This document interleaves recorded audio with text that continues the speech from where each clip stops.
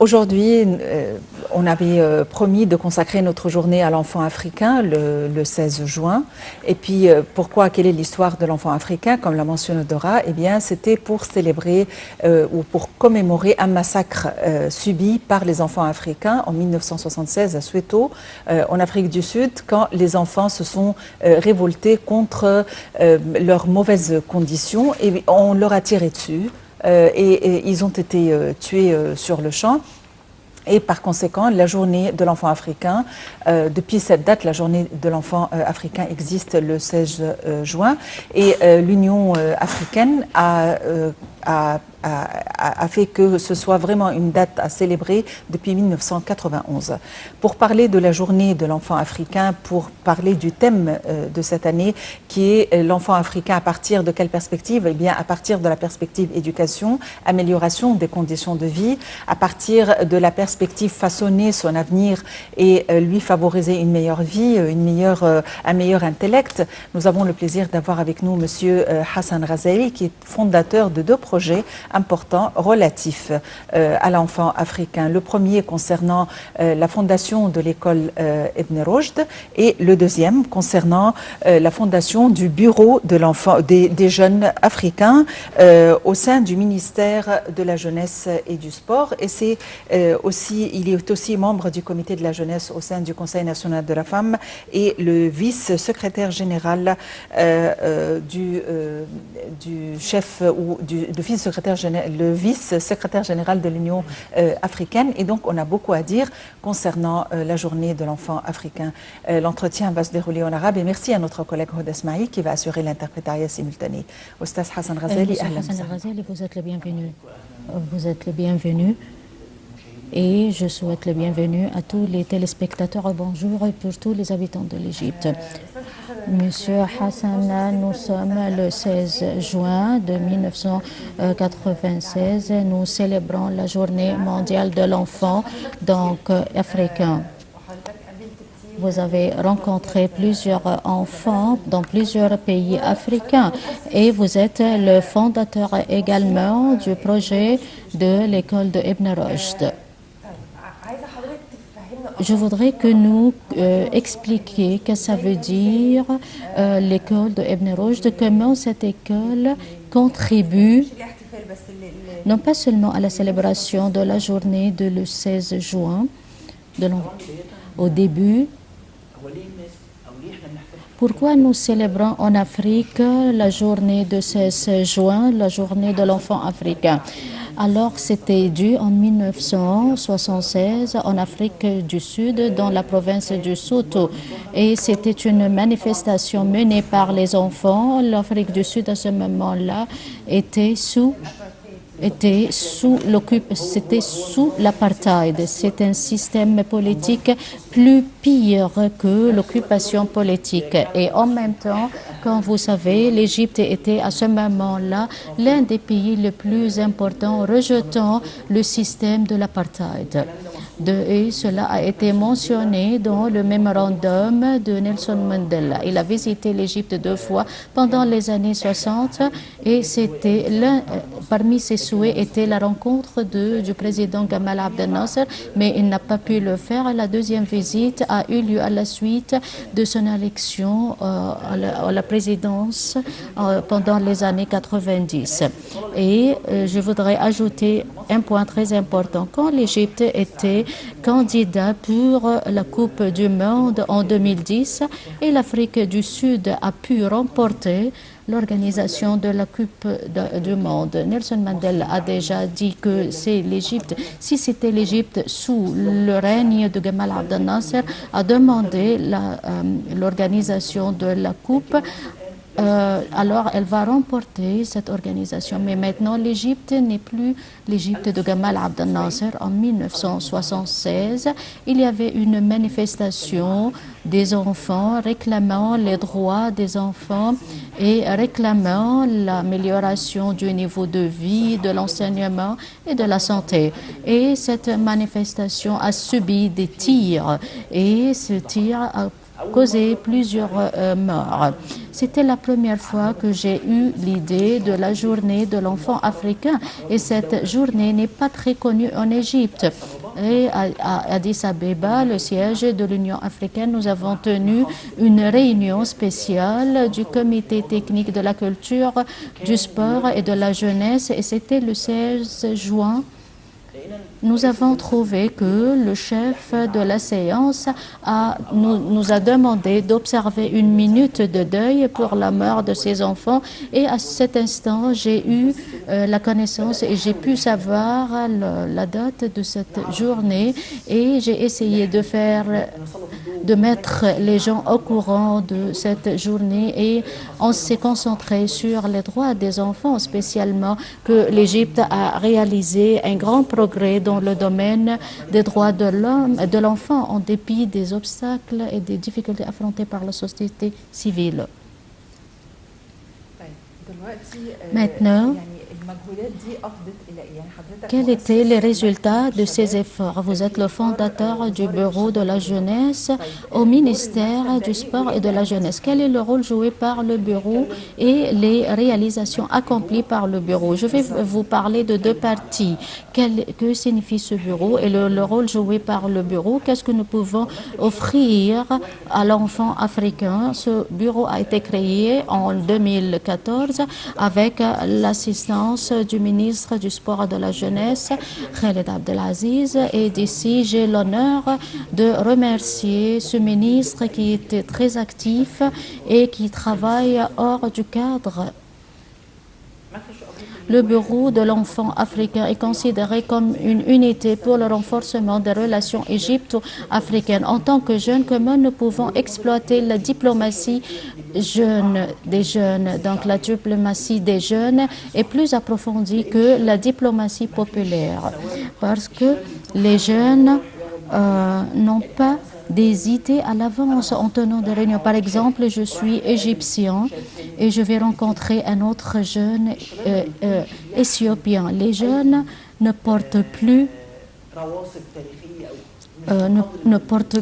des impacts négatifs ou des arrière-plans négatifs. Alors, nous avons pensé au renforcement des relations à travers les jeunes. Comment nous pouvons renforcer les relations avec les conseils nationaux en Afrique? Comment nous pouvons rédiger à nouveau et reformuler. Je ne peux pas dire je ne voulais pas dire les intérêts de l'Égypte, mais comment nous pouvons nouer des relations avec les Africains. Depuis 2014 jusqu'à maintenant, nous avons servi beaucoup des jeunes Africains, que ce soit en Égypte et spécialement les étudiants africains qui poursuivent leurs études en Égypte et la plupart, il y a plusieurs parmi eux qui ont occupé des postes clés dans leur pays africain, comme mon ami tchadien Haroun, qui est devenu le représentant du Conseil national islamique au sein de l'Égypte. Et il a pu... Nous sommes fiers de son rôle à jouer. De même, il a pu nouer des relations étroites entre les institutions égyptiennes et ses pairs tchadiens. De même, il a envoyé on envoie des convois médicaux vers le Tchad. Donc, comment nous pouvons lier entre les droits de l'enfant africain et l'Égypte? Qu'est-ce que nous avons réalisé à cet égard?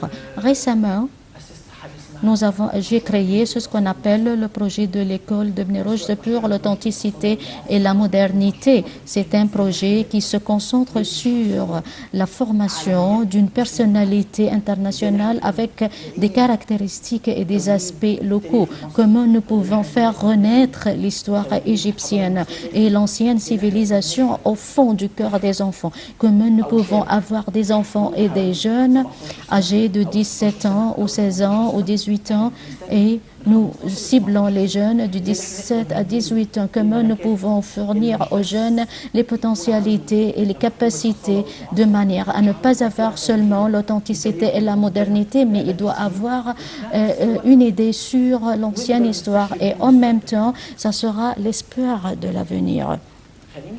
Laissez-moi vous dire également qu'on compte dans la méthodologie du projet de l'école de l'authenticité et de la modernité sur l'Afrique 2036. De même, et on compte sur le projet de l'école d'Ibn Rushd sur la vision de l'Égypte 2030. De même, on compte dans le cadre du projet de l'école Ibn Rushd pour l'authenticité et la modernité sur les objectifs du développement durable du millénaire, donc le 16 juin de cette année. Alors, chaque année, il y a une valeur différente et on se concentre sur certaines idées. C'est une bonne question que vous avez déjà posée. Donc, en tant qu'Égyptiens, nous faisons partie de l'Égypte et le dossier africain était marginalisé. Mais maintenant, on se concentre sur le dossier africain et nous voyons que la politique étrangère se concentre sur l'Afrique et le président Abdel Fattah el-Sisi va se rendre aujourd'hui à Ouganda pour régler les problèmes des pays du bassin du Nil. Il y aura un sommet tenu là-bas. Pour les enfants, vous avez déjà parlé des jeunes du 15 ou du 17 à 18 ans. Donc les enfants égyptiens souffrent de plusieurs problèmes. Concernant les études, l'enseignement et dans plusieurs domaines. Est-ce que le projet d'Ibn Rushd va se concentrer sur les problèmes affrontés par les enfants qui devaient être réglés pour créer ou pour avoir une société meilleure, une meilleure génération? Au début, concernant la première partie de votre question, l'Union africaine chaque année précise une idée. Cette idée actuelle cette année, c'est l'investissement des jeunes et l'exploitation des jeunes. Et nous avons l'honneur d'abriter un stage de formation des volontaires des jeunes africains et l'Égypte a abrité cette réunion à travers la coopération entre le Bureau national et le ministère de la jeunesse et du sport. Nous essayons autant que possible de fournir un contenu formidable. Le projet de Ibn Rushd est divisé en 3 programmes. Nous avons l'école de Ibn Rushd et nous avons le salon de Ibn Rushd et nous avons également l'initiative d'Ibn Rushd. Concernant l'école de Ibn Rushd, est basée sur 6 voies ou 6 directions. Une voie qui est liée à l'art, c'est le parcours de Cheikh Abdel Salam pour l'art. Il y a également la section de l'architecture et de la civilisation. Nous avons également la section de la gouvernance, et nous avons la section de Talat Harb Pacha pour l'économie. Nous avons également la charte de Abdel Nasser pour le leadership ou pour le commandement. La dernière charte, c'est la charte de Abdel Wahab el-Messiri pour la lecture de la société. C'est l'une d'une sorte d'enseignement parallèle. Donc, nous ne sommes pas une école au propre sens du mot. Nous essayons de changer les stéréotypes de l'école traditionnelle. Concernant le salon d'Ibn Rushd, nous essayons de faire le tour de tout le gouvernorat et de rencontrer les bases populaires en coopération avec le ministère de la Culture. Il y a le secteur, c'est ce qu'on appelle le secteur de la culture populaire. On essaie autant que possible de sensibiliser et d'activer et de renforcer les institutions étatiques. L'Égypte est un grand pays et on ne comprend pas ce que ça veut dire un grand pays, c'est-à-dire que l'Égypte est dotée de grandes institutions, dotées de plusieurs sections, plusieurs départements. Le bâtiment où nous sommes maintenant, c'est un bâtiment très ancien, très séculaire. Nous avons plusieurs sections et départements qui doivent être renforcés. Et de cette façon, nous pouvons réaliser nos objectifs requis. Le dernier point, c'est ce qu'on appelle l'initiative, c'est-à-dire après la graduation des enfants de l'école, on va leur fournir une somme d'argent après avoir passé par une compétition et cette somme d'argent sera consacrée à la création des projets de développement prenant en considération les régions d'où ils sont venus. Alors, je voudrais souligner un point très important. L'école s'intéresse au gouvernorat frontalier, Aswan, Matroux, Haleb et Chalatine, et de même El Wadi Guedid. Et l'un des objectifs de l'école figure le développement du patriotisme. Comment nous pouvons développer l'idée du patriotisme? Comment nous pouvons faire impliquer les enfants au sein de la société? Donc, ce problème est lié à la centralisation de l'État. Donc, dans les zones frontalières sont un peu loin du concept de la centralisation de l'État. Donc, d'une bonne manière qui compte sur l'éducation des critiques, sur comment nous pouvons apporter ces enfants et de leur fournir des notions patriotiques et on va leur montrer les institutions égyptiennes. On va encourager les enfants à visiter plusieurs institutions égyptiennes selon propre point de vue, que tous les Égyptiens doivent savoir le rôle joué par ces institutions. L'État compte sur un programme baptisé les fils des tribus frontaliers, mais on ne se concentre plus sur les habiletés des petits-enfants ou sur les tranches d'âge des bas âges. Donc on essaie de combler ce fossé. Donc, vous êtes parti en Afrique, vous avez rencontré ces enfants au Mozambique, en Congo démocratique pour l'application pratique de ce projet. Nous voulons voir les réalisations accomplies. J'ai visité depuis un an le Mozambique et au cours de cette visite, nous devions visiter les institutions d'enseignement. Il y avait une conférence tenue par la conférence des jeunes de Mozambique. J'ai visité plusieurs institutions d'enseignement au Mozambique. Les institutions d'enseignement au Mozambique sont de haute qualité. Il y a plusieurs lueurs d'espoir en Afrique et dans les pays africains. Il est très important de savoir que l'Afrique, depuis quelques années, diffère d'aujourd'hui. Alors, la tendance de l'Égypte pendant les années 60 et 70 différait des exigences et des revendications de la période actuelle. Il y en a plusieurs qui disent que l'Égypte sous le règne de Gamal Abdel Nasser était formidable, mais le Gamal Abdel Nasser a pu préciser les exigences de la période précédente. Il a pu répondre à ces demandes. Nous avons besoin de telles tendances. Nous devons changer notre discours à l'égard de l'Afrique. En plus du changement, de renouvellement du discours religieux, on a besoin de changer notre politique à l'égard de l'Afrique. De même, j'ai visité le Congo démocratique. L'Égypte est enseignée dans les livres d'histoire dans les pays africains. Donc, on mentionne toujours le président Gamal Abdel Nasser dans les livres d'histoire en Afrique. Quand j'ai visité une école au Mozambique, nous sommes parvenus de plusieurs pays africains, maîtrisant plusieurs langues ou parlant plusieurs langues. C'est l'un des souvenirs inoubliables. Donc l'islam est la religion officielle au Mozambique. De même, il y a la pratique de la langue arabe au Mozambique.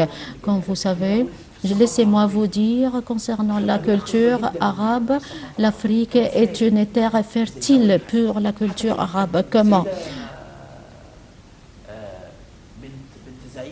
La dame ou la fille du leader Nkrumah était en Égypte et l'un des forums tenus au centre d'El Ahram pour les études stratégiques.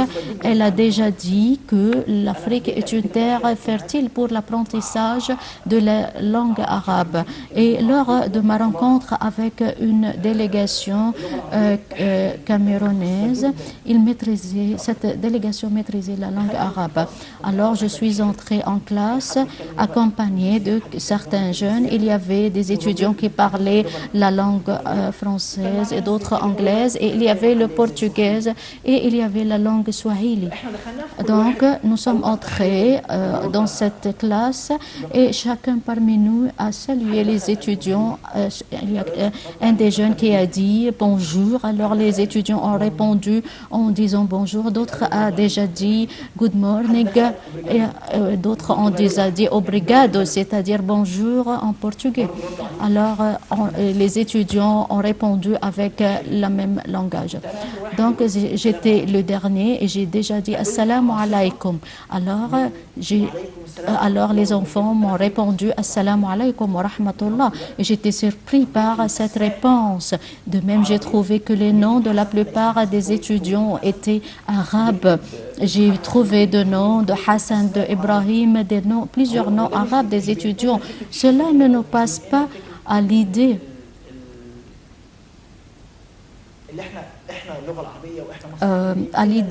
de l'importance de la langue arabe, mais on doit s'intéresser à l'idée, au principe de l'acceptation du respect d'autrui, et de cette façon nous pouvons présenter notre culture. En France, lors d'un rapport rédigé et publié par un journal koweïtien, la France déploie un rôle considérable pour la diffusion de la langue française. La preuve en est l'interview et l'émission où nous sommes maintenant. C'est une édition francophone pour plusieurs téléspectateurs francophones.